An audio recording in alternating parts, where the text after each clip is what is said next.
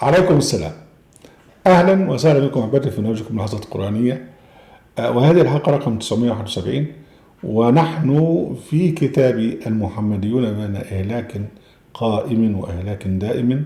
لازلنا في هذا الكتاب لكي نثبت أن المحمديين منذ أن تركوا كتاب الله والإهلاك الجزئي يحيق بهم. وهذه يعني الحلقات مخصصة في إهلاك أكابر المجرمين، يعني إهلاك المستبد، الخليفة أو القوات الكبار أو السلاطين إلى آخره. ونذكر بقول جل وعلا: وكذلك جعلنا في كل قرية أكابر مجرميها ليمكروا فيها وما يمكرون إلا بأنفسهم وما يشعرون. هذه قاعدة مذكورة في الآية 113 من سورة النساء. ثم قاعدة أخرى قال جل وعلا: ألم نهلك الأولين ثم نتبعهم الآخرين كذلك نفعل بالمجرمين ويل يومئذ للمكذبين. كيف دفنوا عثمان؟ هذا هو عنوان الحلقة. هم قتلوا. لو كان أهل المدينة محبين لعثمان كانوا في ضد الناس اللي هم قتلوا أو دافعوا عن عثمان. هو اللي دافع عن عثمان نفرين 3-4 منهم أبناء علي ومروان بن الحكم اللي هو سبب المصايب. لكن قادة المدينة ومنهم طلحة بن عباد الله والزبير وغيره كانوا كارهين عثمان، لأن عثمان بقى استفادوا منه كتير قوي وشافوا ان هو برضو استفاد اكتر منهم، وكله صراع حوالين المال. عوام أهل المدينة كانوا ضد عثمان، وظهر هذا في حكاية دفن عثمان. يعني هو عثمان عومل باحتقار في موضوع الدفن. يقول الطبري: لما قتل عثمان أرادوا حز رأسه فوقعت عليه نائلة وأم البنين فمنعتهم، وصحنا وضربنا الوجوه وخرقنا الثياب. كانوا عايزين يقطعوا رأسه فالنسوان رفضوا، فقال ابن عديس: اتركوه. يقول لك: فأخرج عثمان ولم يغسل، مش غسلوه زي ما عملوا مع أي حد، أخرج عثمان إلى البقيع. وأرادوا أن يصلوا عليه في موضع الجنائز فأبت الأنصار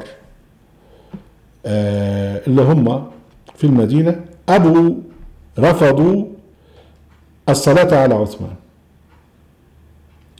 وأقبل عمر بن ضابع عثمان موضوع على باب فنزع عليه. يعني عمر بن ضابع ده من الناس اللي قتلوه، راحوا بقى وعثمان جثة عثمان موجودة، نزع عليها يعني اعتدى عليها، فكسر ضلعا من أضلاعه وقال: سجنت ضابئا حتى مات في السجن. يعني راح كسر جثة عثمان ضلع من أضلاعه، قال له: أنت سجنت ضابئا، واحد يعني قريب له، لغاية لما مات في السجن. منعوا دفن عثمان في مقابر المسلمين، ودفنوه ليلا وسرا في الحش. الحش اللي هي مقبرة، كانت مقبرة قديمة لليهود. بعد إجلاء اليهود عن المدينة أصبحت موضعا لقضاء الحاجة.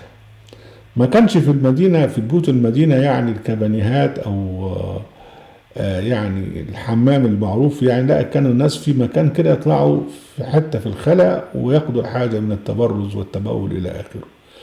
فالمقبرة القديمة بتاعت اليهود أصبحت فيما بعد يعني اسمها الحش، يعني موضع لقضاء الحاجة. دفن عثمان في هذا المكان. ظل عثمان 3 أيام بلا دفن إلى أن دفنوه ليلا. وده طبعا يذكرنا بقى بدفن أبي بكر ليلا ودور عثمان في التآمر على حياة أبي بكر مع عمر. الجديد هنا أنهم في حالة أبي بكر دفنوه بسرعة في حجرة عائشة وجار النبي لاسترضاء آل أبي بكر. أما في حالة عثمان فقد تأخروا في دفنه خوفا، واضطروا دفنه في موضع سور بستان أو في حائط مكان اسمه الحش، وهو مكان التبول والتبرز وقضاء الحاجة، وكان من قبل مقبرة اليهود. تقول الرواية: نبذ عثمان 3 أيام لا يدفن، سووا جثته 3 أيام من غير ما يدفن. ثم حكى ابن حزم القرشي وأحد بني أسد وجبير المطعم بن نوفل وكلموا عليا في دفنه، وطلب إليه أن يأذن لأهله في ذلك ففعل وأذن لهم علي. كان علي بقى تولى الخلافة. فلما سمع بذلك فلما سمع بذلك قعدوا له في الطريق بالحجارة. ناس بقى قعدوا بالحجارة عشان خاطر يرجموا الجثة ويرجموا الناس. وخرج به ناس يسير من أهله وهم يريدون به حائط يقال له حش كوكب، وكانت تدفن في موتاهم. فلما خرج به ناس رجموا سريره النعش بتاعه وهموا بطرحه، يعني يطلعوه يرموه. فبلغ ذلك عليا فأرسل إليهم يعزم عليهم لا يكفن عنه، يعني أنا في عرضكم سيبوه. ففعلوا فانطلقوا به حتى دفن في حش كوكب. وبعدين بعد كده معاوية جه. فلما ظهر معاوية على الناس أمر بهدم ذلك الحائط إلى آخره، ووصل بينه وبين البقيع. ورواية دفن عثمان بين المغرب والعتمة، العتمة للعشاء، ولم يشهد جنازته إلا مروان بن الحكم وثلاثة من مواليه وابنته الخامسة. فنحت ابنته ورفع صوتها تندبه، فأخذ الناس يعني يلقون عليهم الحجارة وقالوا نعثل، وكادت ترجم. فقالوا الحائط حائط، يعني الحاول روح الحتة بعيد. فدفن في حائط خارجا. ورواية تقول لك لبث عثمان بعد ما قتل ليلتين لا يستطيعون دفنه ثم حمله أربعة: حكيم بن حزام وجبير بن مطعم ونيار بن مكرب وأبو جهم بن حذيفة. فلما وضع ليصلى عليه جاء نفر من الأنصار يمنعونهم. شوف الأنصار كانوا كارهين زفت الطين ده عثمان بن عفان. فلما وضع ليصلى عليه جاء نفر من الأنصار يمنعونهم الصلاة عليه. يعني في ناس قتلوا عثمان والأنصار اللي هم المدينة كارهين عثمان. طبعا ده كله بسبب ما فعله عثمان.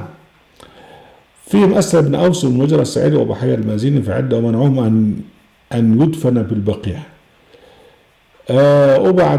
وبعدين قالوا ادفنوه في أي مكان، فقالوا لا والله لا يدفن في مقابر المسلمين أبدا. فدفنوه في حش كوكب، يعني اللي هو مكان بتاع التبرز فلما ملكت بنو أمية أدخلوا ذلك الحش في البقيع. ورواية تانية واحد كنت أحد حملة عثمان حين قتل حملناه على باب وأن رأسه لا تقرع على الباب، يعني رأسه عمال بتتلخلخ في الباب، يعني في التابوت لإسراعنا به وأن بنا من الخوف الأمر عظيما حتى وريناه في قبره في حش كوكب. طبعا حش كوكب ده اللي هو المكان الناس كانت بتتبول وتتبرز فيه. وواحدة تانية رواية تانية نفس الكلام ده كله بيؤكد ان عثمان منعوا دفنه في البقيع.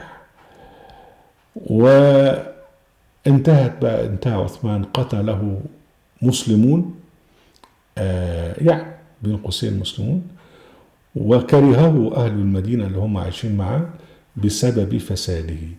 أهلا وسهلا بكم أحبتي في برنامجكم عن القرآن في قناة أهل القرآن في موقع أهل القرآن. لا تنسوا المشاركة بالشير واللايك، وعليكم السلام.